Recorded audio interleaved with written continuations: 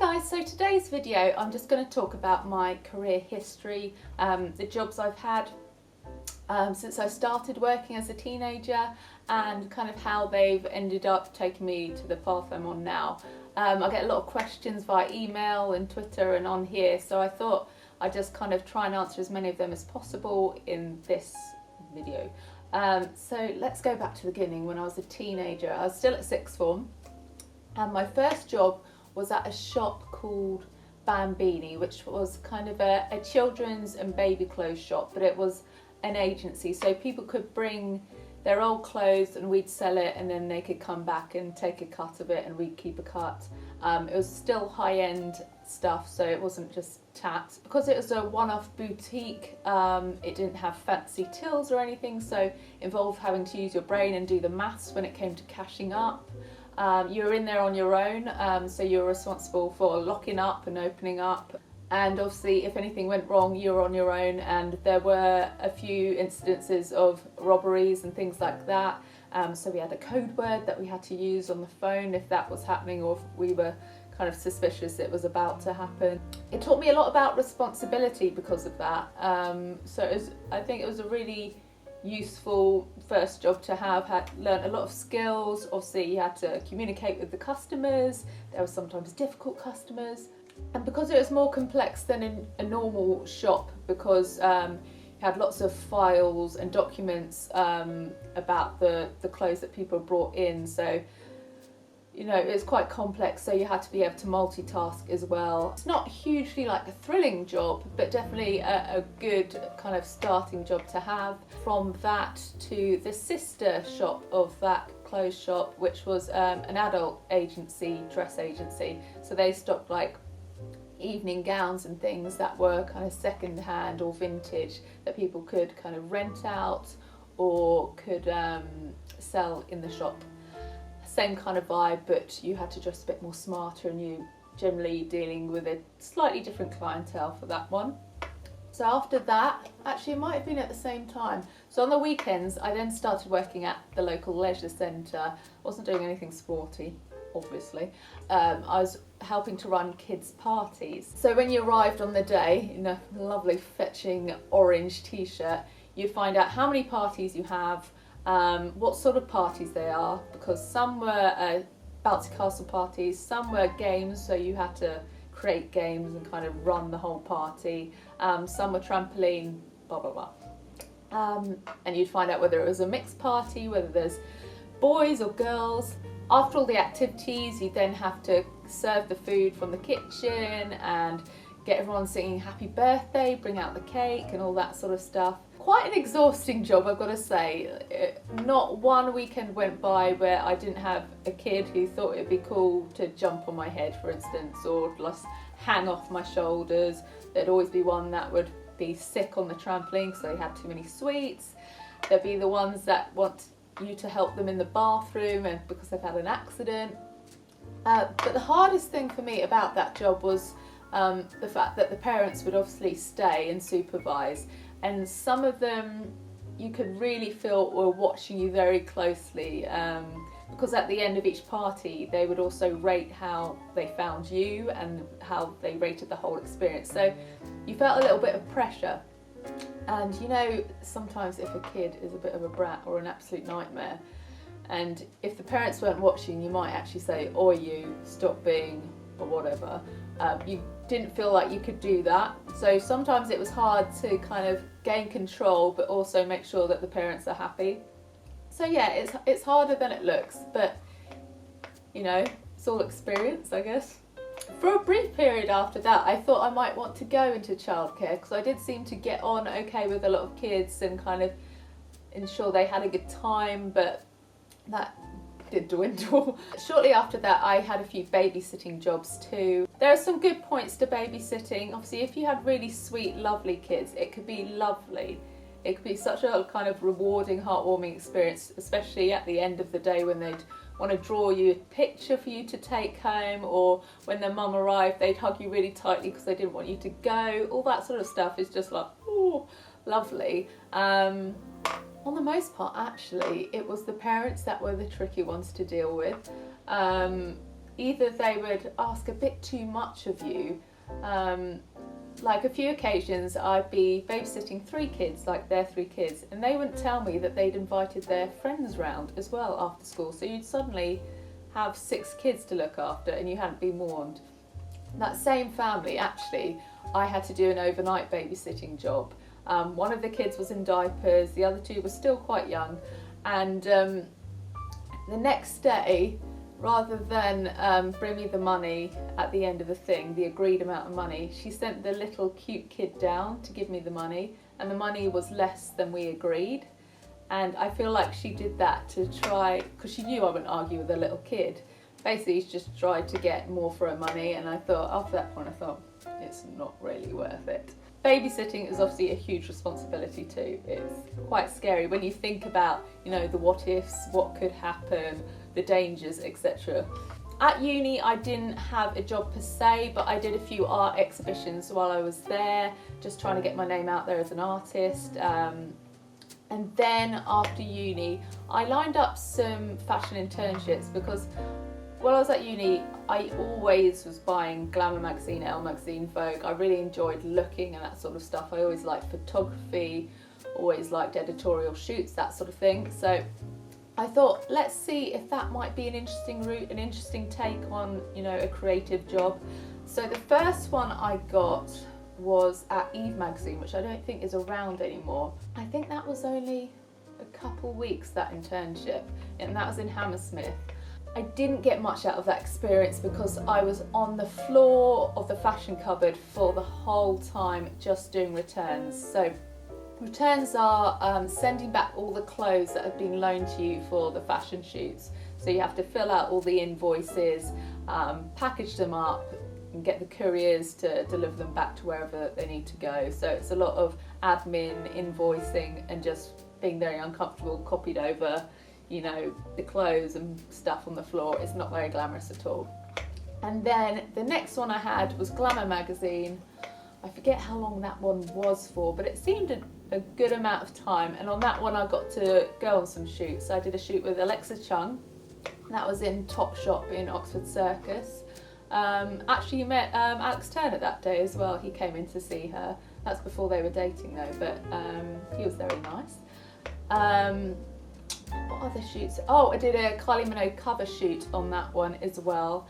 That was a really good experience, and Kylie was delightful, very professional, but really nice to talk to. She came over to little old me and introduced herself, even though also I was like, I know who you are. That's what I said in my head anyway.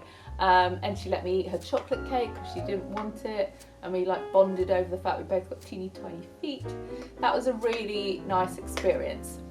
After that, actually, I started an email conversation with her core team, which at the time was William Baker, and she had another stylist and seamstress there, and they're interested in taking me on as part of the team.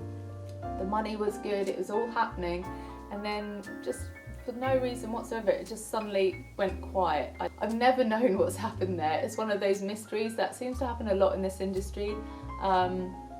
There's a lot of promises. I think budgets quite often get cut, plans change, schedules change, and people just don't have time to let you know what's going on, sadly. But that was quite a big disappointment at the time, because obviously thinking that you might be part of Kylie Minogue's team is quite an exciting prospect. Anyway, onwards, I then went to Elle magazine, and that was for 6 months. And that's probably the internship I learnt the most from, because we were allowed to try lots of different things while I was there. I made sure I spoke to the art department. I went on fashion features shoots as well as the editorial shoots. Had some really great other interns with me at the time, and we were a really good kind of unit. We stuck together, helped each other out, and it just taught me a lot about the industry. And it was during that time I got to go to some events and represent Elle. I went to one with Dita Von Teese and met her, which was lovely. I can't remember what shoots I did while I was there. Oh, I did one with Riley Keough.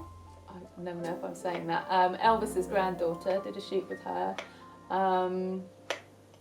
During that time, although I had a great time and learnt a lot, I was itching to do something more obviously artistic in terms of actually drawing or creating something myself.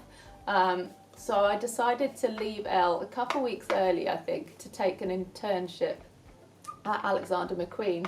And it turned out that that ended up me being an artwork assistant at Alexander McQueen, because when I was there I didn't realise this is how it worked back then with a lot of designers. Is the majority of the team, they don't pay.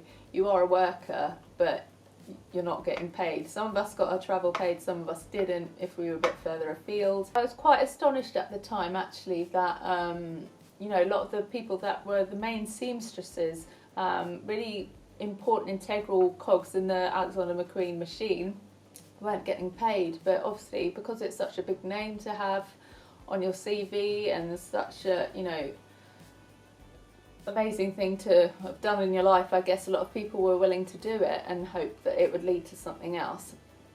It was at times quite highly pressured. You know, you'd be given a few bullet points of what he wanted the print or what illustration or print design to be about, and then you do some research in the little mini library they had there. You start creating this artwork for whether it's for a dress or a jacket or a skirt or whatever, and then at a certain point the head of design, who was lovely, that was Holly, she would say, okay, do you want to come and bring your picture to Lee to have a look? So you bring it in and drop it down and you just wait for the verdict really, which was quite terrifying. Sometimes it was, no, it's not going to work, and other times, can we tweak that? Can we add a bird there? Can we do some more roses there, etc.? And Sarah Burton was there at the time. She's obviously not the position she has been in the recent years. I had one scary run-in with her, but she's obviously very highly pressured and had a lot on her plate. So I don't take it personally, but it can be quite a scary environment at times. Let's just say that. There was some clues that I wasn't that well when I was at Elle. I had to take a few days off then, but it was when I was at McQueen that I realised that I didn't have the stamina for that sort of job. But when I was at Alexander McQueen, I was getting there in the dark and getting home in the dark. I wasn't seeing any daylight really, apart from when I was getting lunch for my boss, and you were working weekends too, so there was never that light at the end of the tunnel to kind of keep you going through the week. And because I wasn't well, it was really taking its toll on me, and yeah, it was just kind of a realisation that this career and my body wasn't going to work together, even though it had gone relatively well, like they had, some of my art had been used, etc. They did ask me to stay longer than I was originally meant to stay at the company, because they wanted me to come to Paris to help on the couture show, which obviously was a great honour because not everyone was chosen to go.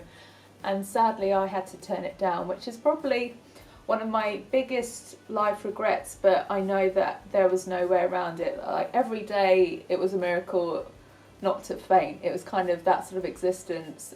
So it's a shame, but can't do anything about it. And so obviously, as you know, I think it was about a year after that, Lee obviously passed away, and at the memorial drinks we were having together, I was informed that one of my big pieces of art was used by Lee and put on a dress that was handpicked for Kate Blanchett to wear at Cannes Film Festival on the red carpet for Robin Hood. So that was a really big deal for me and meant a lot actually, because it meant it just meant a lot. Moving on, because I'm hormonal and it's getting to me. As I said, I was a little bit poorly at this point, so I took a little time out to kind of refresh and work out what I wanted to do with the knowledge I had really. And I started writing a book. It was going to be a book about, you know, all things affecting young adults, career, music, health, relationships, a bit of everything. I'd got some really good contributors on board, lots of bands, a lot of film directors, a lot of business women, all sorts of things that I'd had phone calls with and set up interviews with. I had so much, but unfortunately I just didn't have the energy to give it that final push, so it kind of never went anywhere. But that was a plan at one point. I sent it off to publishers and stuff, but yeah, it wasn't meant to be. And then I got the calls asking if I'd like to come to Vogue for an internship. It came at a time when I was kind of thinking maybe this isn't for me, but because Vogue is obviously something I'd always wanted to do, I obviously said yes. And it was a great experience actually. The team are really lovely. You know, you think Vogue, perhaps they're going to be the scariest of the bunch, but no, there's some really nice members of staff there that I really got on with. There's a lovely intern that I was with at the same time there called Harry. Did some great shoots. Lucinda Chambers, who was fashion director at the time, I'm not sure if she still is or not, but she was incredible. Like, her vision is wow. Alas, started fainting again during that period, so you know, something was off again there. So I realised that that's something I couldn't pursue either, sadly. So after that, again, what do I do? So I thought maybe try doing some styling and assisting styling. So I went on to do that, and I met some lovely stylists, and then I met some not so lovely stylists. I have to be careful here, I don't want to go into too much detail. There was one that was not that nice to me, who the photographer even, you know, stepped in and said, "Can you stop being so Devil Wears Prada, please, and be a bit nicer to her?" Yeah, I'm less said about that period of my life, the better, I think. Don't get me wrong, there were some really fun shoots. I did a really fun shoot for NME with Bobby Gillespie of Primal Scream. That was really good, and he was really nice and invited me to the show to see him perform, so that was nice. Some other menswear ones as well, which were quite nice, if you know what I mean. The reason I stopped doing styling, though, generally was because I'm based outside of London, and if you're a stylist based in London, you can get all the clothes couriered over to you on a motorbike to store at your office or wherever you're based. I would have to go into London with a suitcase or whatever, pick up the stuff manually and bring it to wherever it needed to be, and the same for dropping it back. And me, with my little arms and with my health issues, carrying suitcases around London, bags, suit bags, all shoes, all sorts of things, it just wasn't working for me, so I had to admit defeat on that. I then got called from a top Vogue stylist who asked if I'd be her permanent assistant, but at the interview she warned me that it would kind of be a 24/7 job, that if she needed something done at 3 in the morning, I'd have to be willing to do that. And I knew at that point that I didn't love it enough to want to sacrifice everything I had in my life at the time, and because my health wasn't great, I knew it would probably be a silly decision. So I turned that down, but what I did take away from that was it was an honour that she'd even asked me or would be interested in having me in that role. So, you know, that's a positive to take from it. What a surprise, guys. I've rambled on too long as per usual. So please join me in part 2, which will be coming soon, where I'll tell you a bit more about some other jobs I've had in recent years. Till then, see you later. What was that?